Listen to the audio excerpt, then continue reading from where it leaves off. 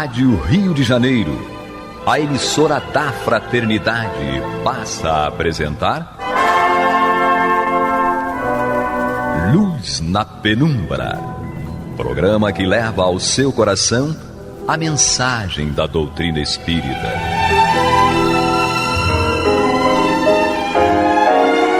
E agora, com vocês, Aloísio Guigino, Fátima Miranda e Eduardo Araújo, para o estudo da obra O que é o Espiritismo, de Allan Kardec. Olá, prezados amigos da Rádio Rio de Janeiro, sejam todos muito bem-vindos. Está entrando no ar o programa Luz na Penumbra, com o estudo do livro O que é o Espiritismo, de Allan Kardec. Comigo, Eduardo Araújo, com ele. Ele sou eu, Aloísio Guigino. Aloísio Guigino. E ela? Maria de Fátima Miranda. Animadíssima hoje. Animada. Olha que coisa incrível. Né? Isso é um bom presságio, né? Graças a Deus, Miranda está animada. E nós estamos aqui estudando. Estamos no capítulo primeiro, não é isso? Estamos quase chegando ao capítulo 2. Estamos aí no último diálogo, o terceiro diálogo, que é o diálogo com o padre, né? Allan Kardec e o padre. Já tivemos o diálogo com o crítico, o cético e agora com o padre. E nós estamos aí na pergunta do padre, que é qual pergunta, Luísio? Já é a...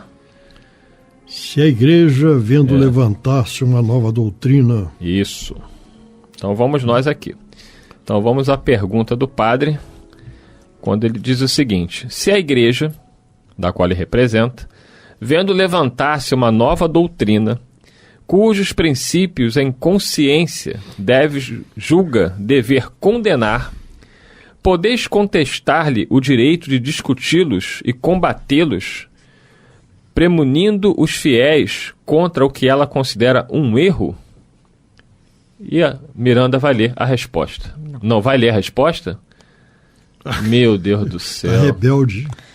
Não é isso, é que eu estou na marca do padre, ela está perdida, Aloísio Guigino. Eu estou na marca do outro. Então, Aloísio Guigino lê a resposta. Vamos lá.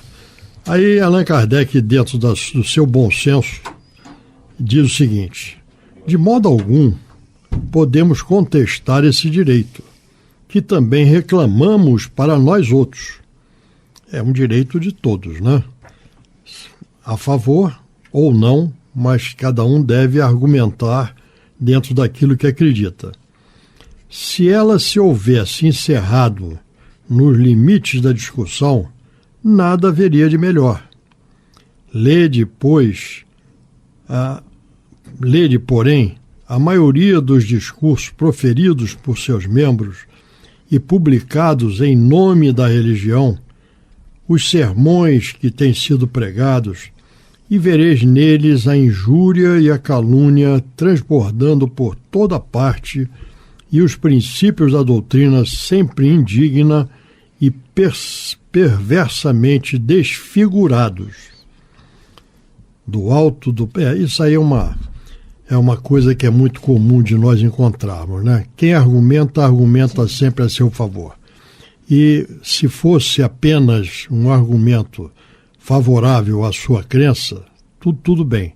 Mas nós, na maioria das vezes, procuramos não apenas argumentar em favor daquilo que acreditamos, mas também injuriando, denegrindo, certo, aqueles que não pensam da mesma maneira.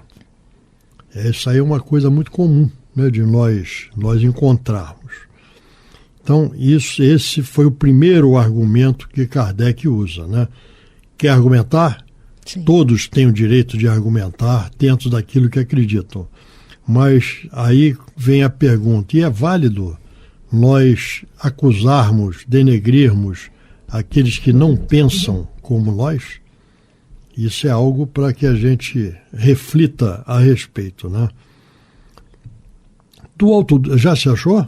Já, eu estava no início do diálogo, por isso que depois eu localizei aqui a data. Então, por favor, gostaríamos de ouvi-la. Só Jesus na causa, vamos lá.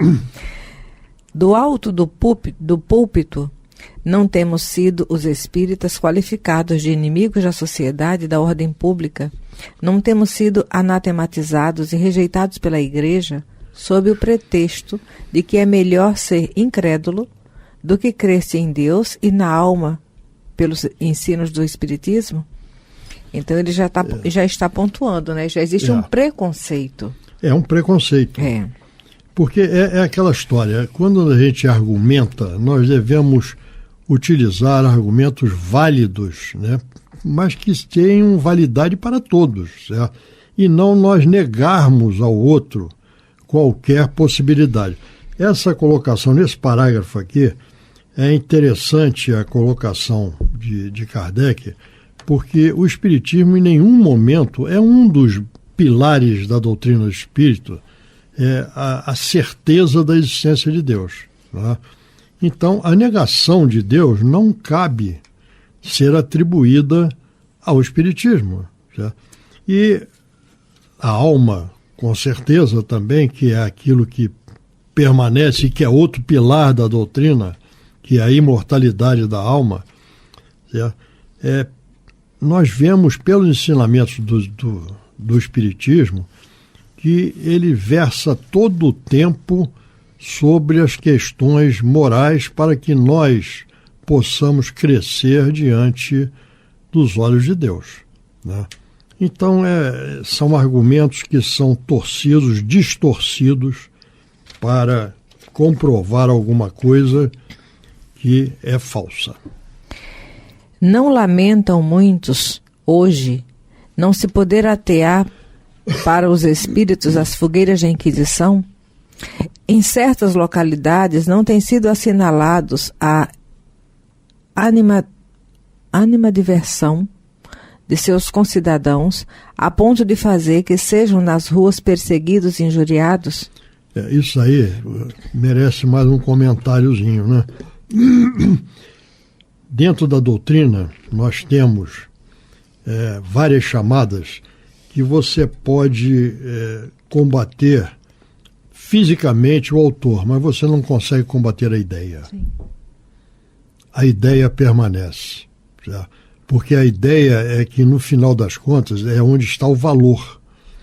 E esse valor é que, não sendo aceito, ele deve ser combatido segundo a colocação e a ponderação que é feita aqui por esse religioso. Certo? É interessante, porque nos lembra o Auto de Fé de Barcelona. Também. Não é? E tudo isso nós podemos trazer para a vida. Auto de Fé de Barcelona, a Inquisição, as Cruzadas, todos esses movimentos que são violentos, certo? E que tentam, de alguma maneira, combater ideias. Mas as ideias, pegando aqui o que você lembrou aqui, bem lembrado, do Auto de Fé de Barcelona, é um episódio interessante, né? Onde foram queimados em praça pública vários livros que tinham sido enviados por Kardec para a Espanha. A Espanha, decididamente, nas suas bases, nas suas origens, um país de crença católica. Né? Então, o bispo de Barcelona mandou recolher aquela remessa de livros e queimar em praça pública como uma continuação, vamos dizer, do que acontecia na Inquisição, onde aqueles que não adotavam as crenças, os princípios da Igreja Católica eram queimados em fogueiras. Sim. Né? Então era uma recordação desse episódio negro da história da humanidade, que foi a Inquisição. Mas Kardec, que havia gasto o dinheiro, pago o transporte, obtido a liberação, ele se sente indignado, certo? Injustiçado com aquela ação que foi promovida, né? E ele pensa em reagir. E a espiritualidade vem e diz, não, fique quieto, porque o que foi feito aqui é exatamente o que vai dar às oportunidade para que, pela curiosidade, todos queiram saber o que foi queimado. Então, esse ato foi o maior ato de divulgação do conteúdo, das ideias Sim. do Espiritismo, que não se queimam ideias. Pode-se queimar material, mas ideias não. Não se tem imposto a todos os fiéis que os evitem como pestíferos e impedido que os criados entrem a seu serviço? Muitas mulheres não têm sido aconselhadas a separarem-se de seus maridos, como muitos maridos de suas mulheres, tudo por causa do Espiritismo? Não se tem tirado lugares a empregados, retirado o pão do trabalho a operários e recusado caridade aos necessitados, por serem eles espíritas? Essa colocação de Kardec, apesar de ter sido feita em 1859, tá certo? É real ainda hoje. Sim. Ainda hoje nós vemos esse sectarismo, essa não aceitação de alguma crença que não seja a sua. E justamente o Espiritismo, o que ele prega é que o importante é a caridade. Né? É o amor ao próximo, é o amor a Deus sobre todas as coisas e ao próximo como a si mesmo, que é a máxima emitida por Jesus. Então, mais uma vez, dentro dessa argumentação aqui, dentro dessa chamada à reflexão que é feita por Kardec, nós vemos a nossa atualidade, nós vemos o cuidado que nós devemos ter e o respeito que nós devemos ter pelas crenças alheias, desde que essas crenças não promovam o mal. Sim. E nós vimos aqui essas colocações de Kardec refutando a argumentação que foi colocada, que o Espiritismo ele não prega a separação de casais, não prega nada disso, mas Sim. ele prega o quê? Que aquilo que for fora da religião predominante na época, merece o quê? Merece anátema. Pois é. Merece a repulsa, merece a separação. O dominador ele tem essa proposta, não é? Porque ele perde terreno quando alguém pensa fora do quadrado poder, né? dele. É o poder. Isso aí. E ele continua. Não se tem despedido de alguns hospitais, até cegos, pelo fato de não quererem abjurar sua crença? Bom, aí no momento eles estão só despedindo, então... né? Anteriormente queimavam, né? Pois é. Ou então cegava, não é? Ou então cegava. Dizei-me, senhor Abade, será isso uma discussão leal? Os espíritas responderam porventura a injúria com a injúria? Ao mal com o mal? Não. A tudo opuseram eles sempre a calma e a moderação. A consciência pública já lhes faz a justiça de reconhecer não terem sido eles os agressores. E aí o padre faz a colocação dele. Todo homem sensato deplora esses excessos, mas a Igreja não pode ser responsável pelos abusos cometidos por alguns de seus membros pouco esclarecidos. Kardec. Pois é, né? Deixa quieto. Já está justificando a existência e, vamos dizer assim, concordando que existem esses abusos, né? Então, isso aí é um ponto Sim. que deve ser verificado nesta colocação, nesta afirmativa que é feita por esse religioso. E Kardec pergunta, convenho, mas entrarão na classe dos pouco esclarecidos os príncipes da Igreja? Pois é, né? Porque é dali que saem os maiores ataques. E as decisões, não é? Não, e os ataques. Sim. Nós acabamos de lembrar aqui do Auto de Fé de Barcelona, né? Que foi feito pelo bispo de Barcelona. Isso. Que é uma autoridade eclesiástica, certo? Dentro da religião que abraçava. E da hierarquia, né? Vede a pastoral do bispo de Argel e de alguns outros. Não foi um bispo que ordenou o Auto de Fé de Barcelona? A autoridade superior eclesiástica não tem todo o poder sobre os seus subordinados? Se ela tolera esses sermões indignos da cadeira evangélica, se ela patrocina a publicação de certos injuriosos e difamatórios contra uma classe inteira de cidadãos, e se não se opõe às perseguições exercidas em nome da religião, é porque as aprova. Em resumo, a Igreja, repelindo sistematicamente os espíritas que a buscavam, forçou-os a retroceder. Pela natureza e violência dos seus ataques, ela ampliou a discussão e conduziu-a para um terreno novo. O Espiritismo era apenas uma simples doutrina filosófica. Foi a Igreja quem lhe deu maiores proporções, apresentando-o como um inimigo formidável. Foi ela, enfim, quem o proclamou nova religião. Foi um passo errado, mas a paixão não raciocina melhor. Aqui nós vemos a lucidez de Kardec, né? Porque aquele que realmente está argumentando para esclarecer, ele tem toda uma diplomacia com cuidado de não ferir, mas expor as situações sem uma ingerência, sem uma indução para chegar ao produto que deseja. Não é isso? Sim. E ele pontuou direitinho aqui. Vamos lá. Estou bebendo suas palavras. Agora tenho aqui um livre pensador. Porque até agora quem se manifestava era alguém que era denominado como um padre, o padre, né? Um religioso. Né? E agora Kardec coloca uma outra... O que seria a colocação de um livre pensador diante livre da pensador, situação. Isso. Há pouco proclamastes a liberdade de pensamento e de consciência e declarastes que toda crença sincera é respeitável. O materialismo é uma crença como outra qualquer. Por que negar-lhe a liberdade que concedeis a todas as outras? E Kardec faz a interação, não é? Cada um é certamente livre de crer no que quiser ou de não crer em coisa alguma. E não toleraríamos mais uma perseguição contra aquele que acredita no nada depois da morte, assim como na promovida contra um cismático de qualquer religião.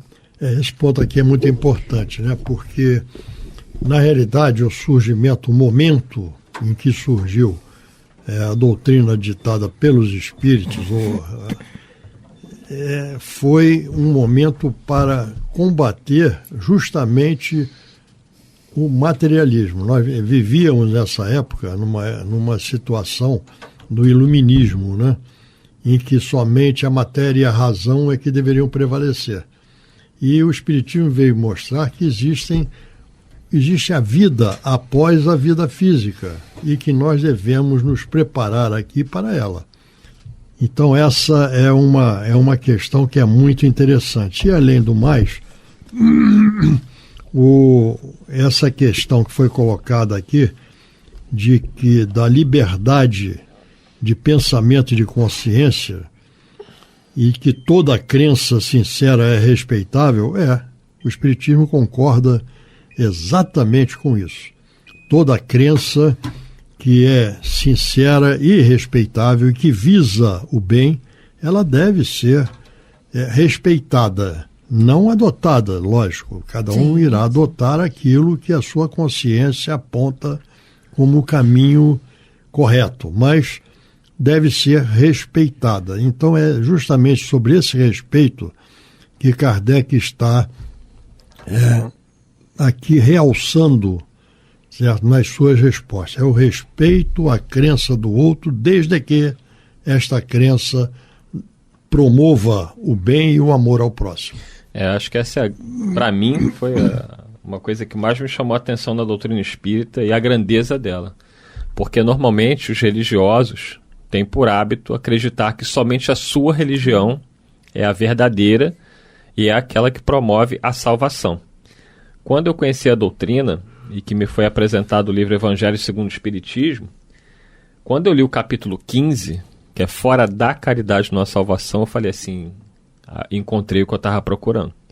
Porque o Espiritismo ele vai dizer que, exatamente o que a Luísa falou, não é você ser espírita que vai dizer que você é salvo, ou católico, ou evangélico, ou budista. É o bem. é o bem que você faz, a sua conduta, o seu comportamento.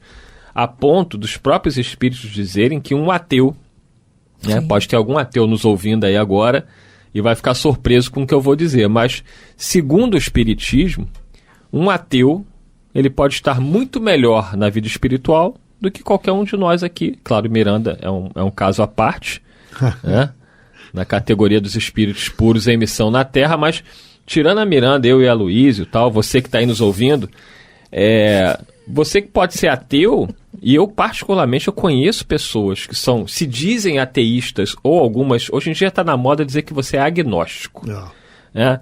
Que é aquele argumento, eu nem posso dizer que Deus existe, nem posso dizer que ele não existe, porque não tem como comprovar isso cientificamente. Só falta dizer, porque eu não existo.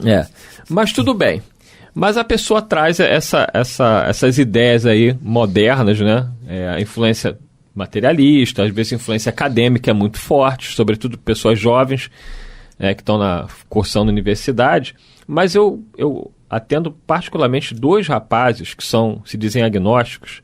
Eles são de uma conduta, eles são de um caráter, sabe? Que eu falo assim, meu Deus do céu, esses rapazes não acreditam, né? Dizem não acreditar em Deus, na existência da alma, mas eles trazem de um sentimento inato dentro deles de serem pessoas do bem, pessoas que lutam pelas causas sociais, às vezes de forma deturpada, tem algumas visões um tanto distorcidas, né? Do que seja justiça social, mas a preocupação deles é o semelhante. É em serem honestos, é em não prejudicar o outro. E eu fico olhando, e nós espíritas que temos o conhecimento que temos, muitas vezes fazemos tudo ao contrário. Eu tive a oportunidade de ter uma experiência que eu gosto muito de compartilhar essas boas vivências, essas boas experiências. Eu conheci uma pessoa que, num encontro com uma terceira pessoa que nos apresentou, que eu não conhecia antes, disse o seguinte: olha, o fulano, ele diz que é ateu e você precisa conversar com ele. Eu pensei comigo, não tem nada que conversar com ele. Se ele crê nisso daí, é uma postura, uma posição dele, certo? Que tem que ser respeitado, né? Tem que ser respeitado. E eu não tinha nada a falar com ele. E esse amigo que nos apresentou foi embora, daqui a pouco voltou. E quando voltou, ele disse assim: olha, ele diz que é ateu, mas ele trabalha numa determinada paróquia, e ele faz a contabilidade, ele conserta as coisas, ele é dentista também, é odontólogo, né? Então ele atende pessoas no consultório que não têm recursos para o tratamento, e começou a enumerar uma série de outras coisas que ele fazia. Mas ele diz que é ateu, virou as costas e foi embora. Aí eu não resistia. Eu perguntei para ele: o senhor é ateu? E ele, esperando algum ataque, certo, à sua crença ou não crença, ele diz assim: sou sim, por quê? Eu falei: não, eu quero lhe dizer uma coisa. O senhor faz tudo isso que disseram que o senhor faz? Eu falei: não, a gente faz uma coisinha assim, mas não é nada demais, né? Eu falei: cá comigo, ainda é humilde, certo? Ainda é humilde, certo? Eu quero lhe dizer uma coisa. Continue sendo ateu, mas não deixe de fazer todo esse bem que o senhor promove. Esse é o pensamento espírita. Né? Dr. Bezerra fala isso. Que ele prefere lidar com quem diz não acreditar em Deus e ama o próximo, do que quem diz acreditar e faz ao contrário. Exatamente. Então, essa é a tônica da doutrina. É o amor a Deus sobre todas as coisas e o amor ao próximo como a nós mesmos, que foi o mandamento, digamos, que Jesus realçou, como estando aí toda a lei e os profetas. E encerrando o programa com a palavra de um espírito superior. Maria de Fátima Miranda, 30 segundos. Jesus nos conduza. Que assim seja. Muita paz a todos. O superior é Jesus. Superior é conciso. Jesus. Você está ouvindo o programa Luz na Penumbra.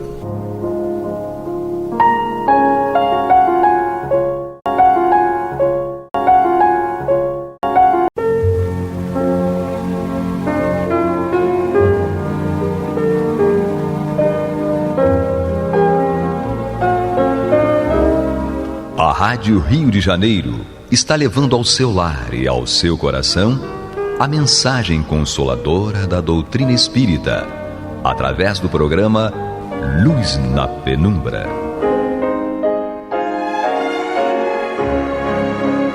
E agora com vocês, Bill Fabiano e Renato Souza, para comentar os textos da Revista Espírita de Allan Kardec no período de 1859 a 1869.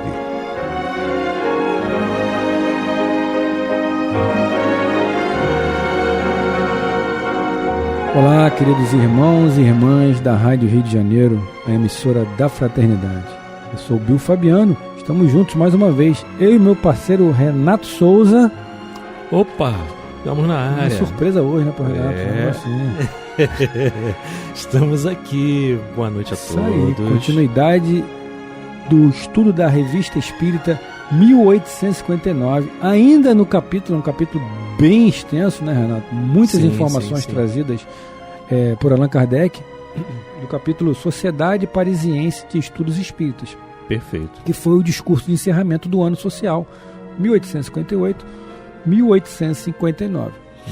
Vamos dar continuidade aqui onde o Renato parou. O Renato parou num parágrafo. Vamos dar continuidade a esse parágrafo que diz o seguinte: com os seres de além-túmulo necessitamos de habilidade e de uma linguagem apropriada à sua natureza, às suas qualidades morais, ao grau de sua inteligência e à posição que ocupam,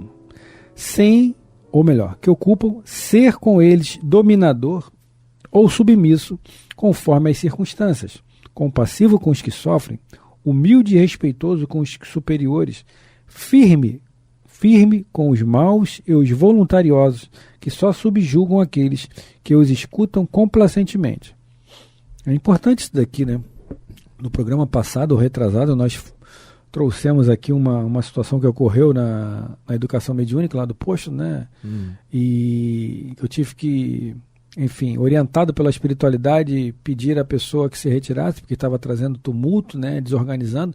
E a gente tem que pensar sempre no coletivo, né, no todo, né, pessoal?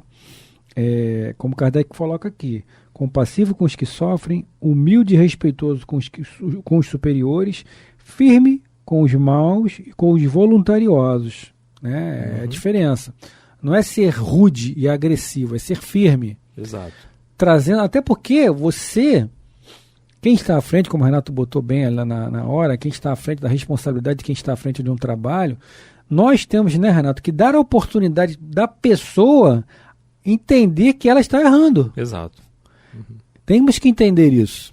A pessoa está errando. Mas se eu não alertá-la, como é que ela vai ter essa informação? Né? Então é de nossa responsabilidade, sim, também tirar a pessoa do erro. Pô. Agora, alertamos e ela não quer sair do erro, aí já é um problema dela. É uma decisão dela, porque a decisão final é sempre a nossa.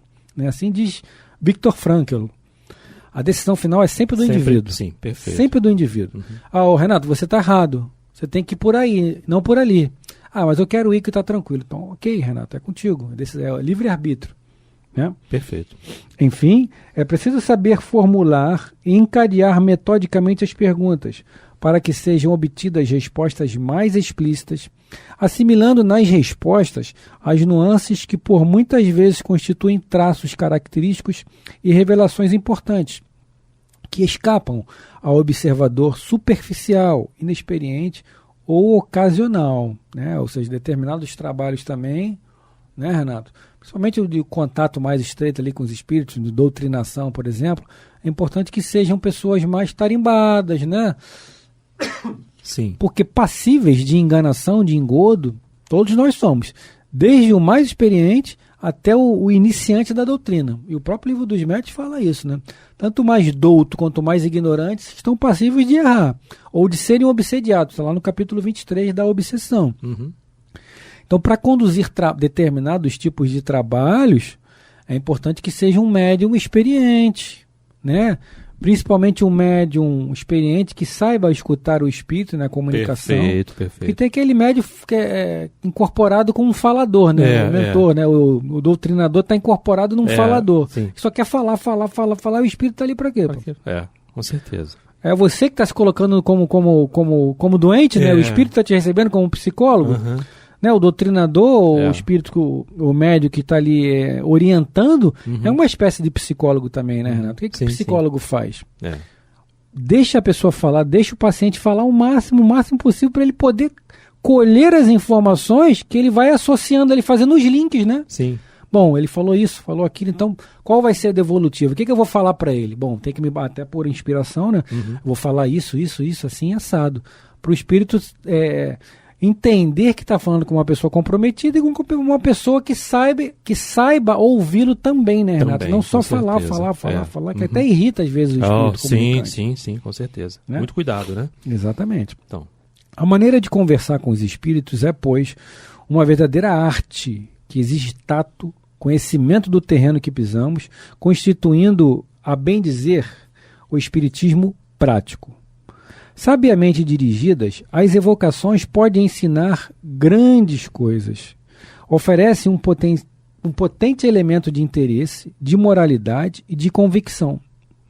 De interesse por nos fazerem conhecer o estado do mundo que a todos nos aguarda e do qual algumas vezes fazemos uma ideia tão extravagante. De moralidade, porque nelas podemos ver, por analogia, nossa sorte futura. De convicção, porque nessas conversações íntimas encontramos a prova manifesta da existência e da individualidade dos espíritos, que nada mais são do que nossas próprias almas desprendidas da matéria terrestre. Estando formada a vossa opinião sobre o Espiritismo, não tendes necessidade de assentar as vossas convicções na prova material das manifestações físicas. Também quisestes, aconselhados pelos Espíritos, ater-vos ao estudo dos princípios e dos problemas morais, sem por isso negligenciar o exame dos fenômenos que podem auxiliar na pesquisa da verdade, né? Ou seja, ficarmos mais atentos aos aspectos morais dos ensinamentos do que propriamente dito as questões fenomênicas, né, Renato? Que são importantes, ou foram importantes, sim, mas as questões morais perfeito. Vão muito mais além, né? Com certeza, né? É isso que a gente precisa ter, até porque nós estamos aqui para resolvermos essas questões aí. Carecemos muito, né? Exatamente. Então continua ele dizendo assim, Bill, a crítica demolidora nos censurou por aceitarmos muito facilmente as doutrinas de certos espíritos, sobretudo naquilo que concerne as questões científicas. Essas pessoas mostram, por isso mesmo, que elas não conhecem nem o verdadeiro objetivo da ciência espírita, nem aquele que nos propusemos, e se pôde com todo direito lhe retornar a censura de leviandade em seu julgamento. Certamente, não é a vós que é necessário ensinar a reserva com a qual se deve acolher o que vem dos espíritos, e estamos longe de tomar todas as suas palavras por artigos de fé. Sabemos que, entre eles, existem os de todos os graus de saber e de moralidade. Para nós, é todo um povo que apresenta variedades 100 vezes mais numerosas que aquelas que vemos entre os homens. O que queremos é estudar esse povo, é chegar a conhecer e a compreender. Por isso, estudamos as individualidades, observamos as nuances. Tratamos de compreender os traços distintivos de seus costumes, de seus hábitos, de seu caráter. Queremos, enfim, tanto quanto possível, nos identificar com o estado desse mundo. Antes de ocupar uma residência, gostamos muito de saber como ela é e se estaremos ali comodamente, conhecer os hábitos dos vizinhos, que teremos o gênero de sociedade que ali poderemos frequentar. Pois bem, é nossa residência futura, são os costumes do povo, no meio do qual viveremos, que os espíritos nos fazem conhecer. Mas do mesmo modo que entre nós as pessoas ignorantes e de visão estreita se fazem uma ideia incompleta do nosso mundo material e do meio que não seja o seu, do mesmo modo também os espíritos cujo horizonte moral é limitado não podem abarcar o conjunto e estão ainda sob o império de preconceitos e de sistemas. Não podem, pois, nos informar sobre tudo o que concerne ao mundo espírita, mais do que um camponês o poderia fazer quanto ao estado da alta sociedade parisiense ou do mundo sábio. Seria, pois, ter de nosso julgamento uma bem pobre opinião, pensando que escutamos todos os espíritos com oráculos. Os espíritos são o que são e não podemos mudar a ordem das coisas, não sendo todos perfeitos, não aceitamos suas palavras, senão sob o benefício de inventário e não com a credulidade de crianças. Julgamos, comparamos, tiramos consequências de nossas observações e seus próprios erros são para nós ensinamentos, porque não renunciamos ao nosso discernimento. Exatamente. Interessante, né? É bem interessante. Aqui ele coloca que não podem, pois, instruir-nos a respeito de tudo quanto se relacione com o mundo espírita, até porque eles não sabem tudo e nem tudo é dado nós sabermos também. Perfeito. Né? Porque nós não temos... Vai saber disso... como diz lá na pergunta número 18, né, quando Kardec começa a entrar muito no que é Deus, ele diz lá aos espíritos, não vades além, não entreis por um caminho, por um labirinto ao qual não lograrias sair. Quer dizer, vai saber o que é Deus e daí? Vai te tornar um homem melhor? Vai te tornar um homem melhor, conhecer a Deus, como eles dizem, quando você se tornar um ser, digamos, galáctico, né, e bem consciente. Exato. Aí você vai conhecer, vai entender, vai conhecer Deus, mas isso ainda demanda tempo, né? Por enquanto nós estamos aqui ainda no programa Luz na Penumbra, Revista Espírita, o ano de 1859, dando sequência ao nosso estudo, engatinhamento, né, Renato? Exatamente, perfeito. Engatinhamento. A nossa busca, a nossa procura. Nossa busca. Né? Então. Isso aí. Deixa eu continuar aqui agora, deixa eu ver aqui. Essas observações, né, aplicam-se igualmente a todas as teorias científicas que os espíritos podem dar. Seria muito cômodo ter apenas que interrogá-los para encontrar a ciência pronta e acabada e possuir todos os segredos industriais. Só conquistaremos a ciência à custa de trabalho e de pesquisas. A missão dos espíritos não é eximir-nos dessa obrigação. Aliás, não apenas estamos conscientes de que nem todos sabem tudo, como sabemos que entre eles, como sói acontecer entre os homens, existem pseudo-sábios. São aqueles espíritos que pensam que sabem, mas não sabem. Não são maus necessariamente. Exatamente. Mas pensam que sabem e, no entanto, não sabem. Que julgam saber o que não sabem e falam daquilo que ignoram com um imperturbável atrevimento. Você pergunta a ele sobre tudo e ele responde sobre tudo. Há de se desconfiar de um espírito com assim. Certeza. Com todo respeito, temos que desconfiar. Sim, sim. Porque se a gente vê na codificação, nem todos os espíritos respondem, né? Ou eles falam que não sabem, não têm conhecimento daquilo, ou que nós não estamos preparados para receber aquela informação. Ou então eles dizem, eu vou responder conforme o meu adiantamento moral. Exatamente. Né? Então, como eu costumo dizer, né? Sempre à luz da nossa ignorância. Exato. Né? Pelo fato de um espírito dizer que é o Sol que gira em torno da Terra, nem por isso essa teoria será mais verdadeira. Saibam, pois, aqueles que nos atribuem uma credulidade tão pueril que tomamos toda a opinião emitida por um espírito como uma opinião pessoal, que não a aceitamos senão após havê-la submetida ao controle da lógica e dos meios de investigação que a própria ciência espírita nos fornece.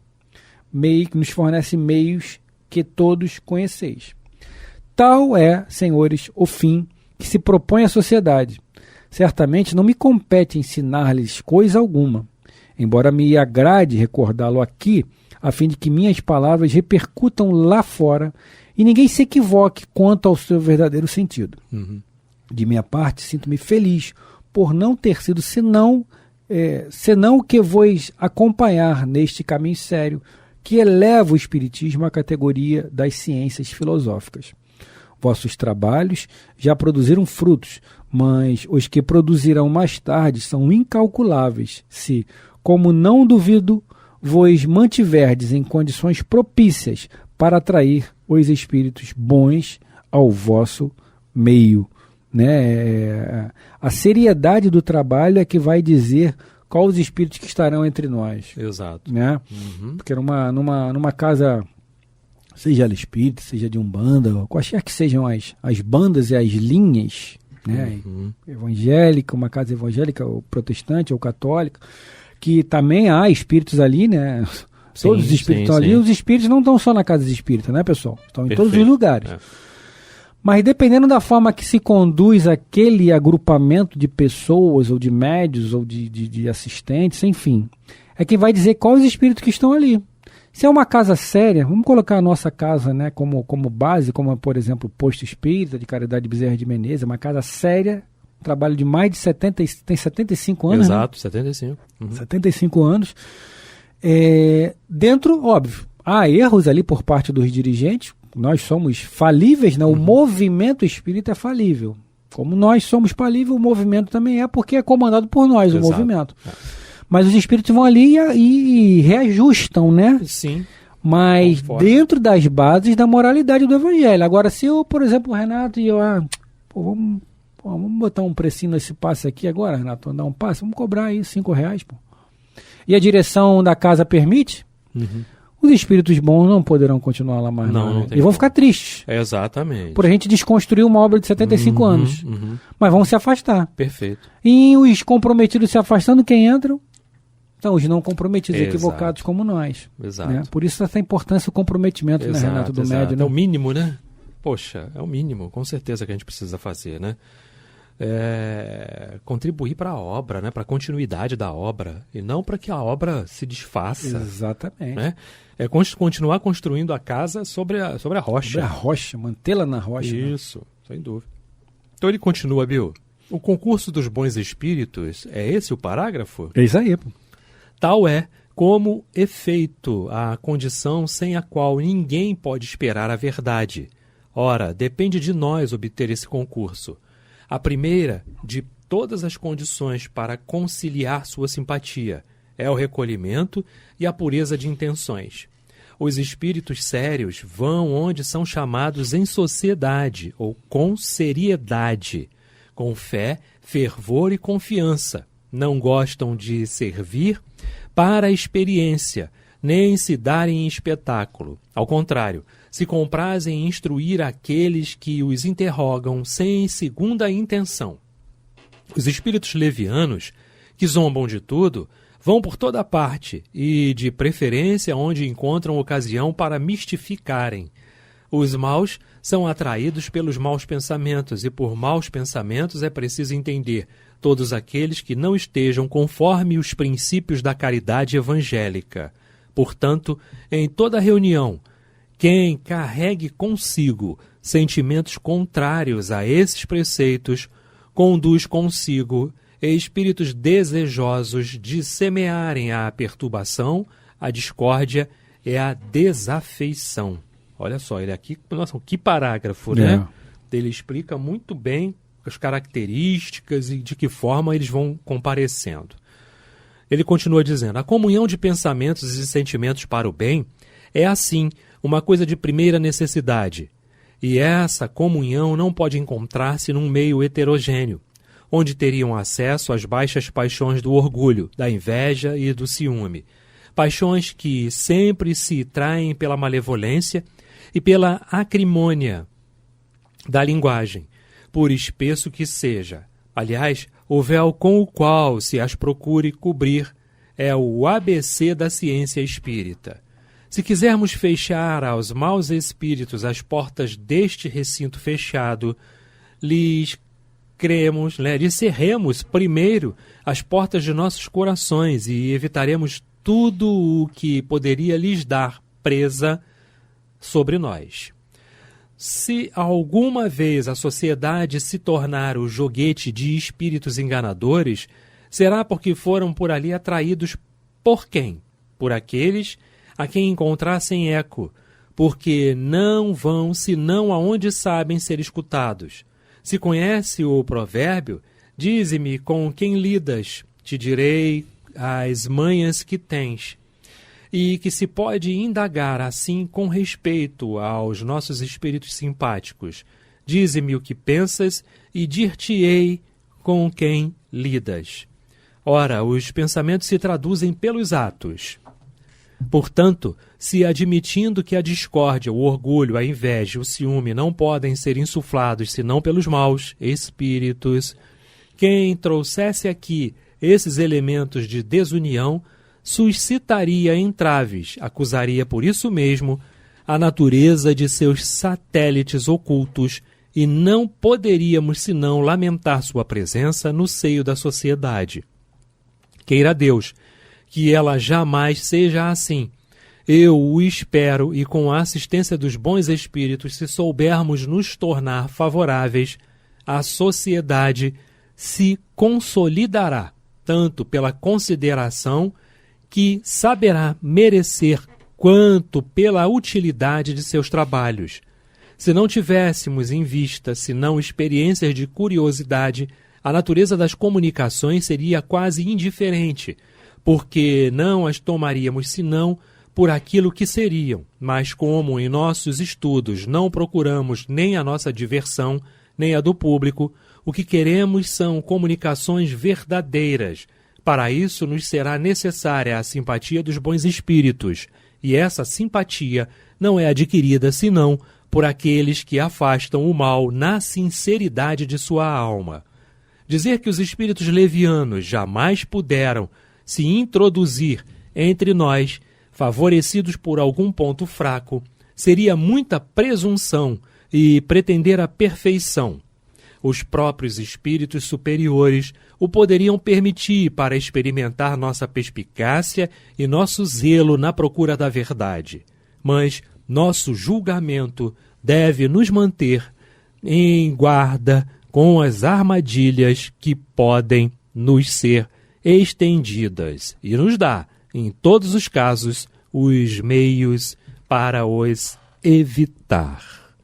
Fechamos um parágrafo, Bill Fabiano. Né? Na minha aqui ainda tem um pedacinho aqui. Vamos nós, ele diz assim... O objetivo da sociedade, né? O objetivo da sociedade não consiste somente na pesquisa dos princípios da ciência espírita. Vai mais longe. Ela estuda também suas consequências morais, porque aí, sobretudo, está a verdadeira utilidade. Aquilo que a gente estava falando das questões morais, né? Sim, todas as questões morais. A gente finaliza assim, né, nesse programa aqui, o mês de agosto, né? O mês de agosto a gente finaliza, e como a gente falou, antecipou, né? Um capítulo muito extenso, muito longo, né? De textos bem grandes. E a gente não pode dar continuidade aqui, porque senão a gente vai pegar pela metade aqui, vai perder o fio da meada. Então a gente finaliza esse parágrafo, convidando a todos a participarem do Clube da Fraternidade, através do telefone 21 3386 1422, lá no RádioRioDeJaneiro.net. Ponto digital. Perdão, Rádio Rio de Janeiro é ponto digital. Se confunde, vai lá na aba Clube da Fraternidade, né, Renato? Busca todas as informações, sobretudo do Pix, quem não puder contribuir com os R$20, né, exato, que é o mínimo do boleto, tem todo um custo ali. Mas participem, ajude a Rádio Rio de Janeiro, assistam a programação da Rádio Rio de Janeiro, os programas Luz na Penumbra, todos os dias, 21 horas. Enfim, participe ativamente da Rádio Rio de Janeiro, a emissora da Fraternidade. É a luz da Casa Espírita nas ondas do rádio. Perfeito, não é isso, meu parceiro? Né? Isso aí. Olha que a gente ouve tantos relatos, né? As pessoas participam, né, nos chats, nos programas ao vivo, e dizem assim, nossa, vocês não sabem o quanto a rádio, quanto as palavras que eu ouço me ajudaram. Salvaram minha vida. Salvaram vidas. Né? Exatamente. E isso é importante, né? Que a gente possa continuar aí propagando a mensagem do Cristo, a mensagem de Jesus, a mensagem da doutrina espírita, que é nada mais, nada menos que o cristianismo redivivo. Exatamente. Perfeito, né, Bill? É isso, pessoal. A gente está chegando ao final, né, de mais um programa Luz na Penumbra, Revista Espírita, um ano de 1859, ano ímpar, ano 2, ano ímpar 1859. A nós só nos resta agradecer por mais uma oportunidade de amor e de oportunidade de servir e serviço. Renato Souza, meu parceiro. Muita paz a todos. Beijo no coração.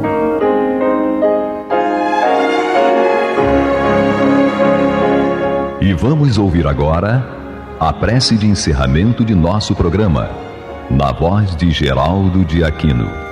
Jesus, dá-nos coragem para a luta, piedade para os insultos e misericórdia para as injustiças e ingratidões. Limpa nossa alma de inveja e ambições mesquinhas, de ódio e de vingança o nosso caminho. E que dentro em pouco, ao recolher-nos de novo ao calor do nosso leito, para que o sono nos dê a paz e o esquecimento das tristezas humanas, possamos sentir, Senhor, no mais íntimo de nosso ser, a doçura indefinível do Teu amor e a grandeza incomparável da Tua divina presença. Que assim seja.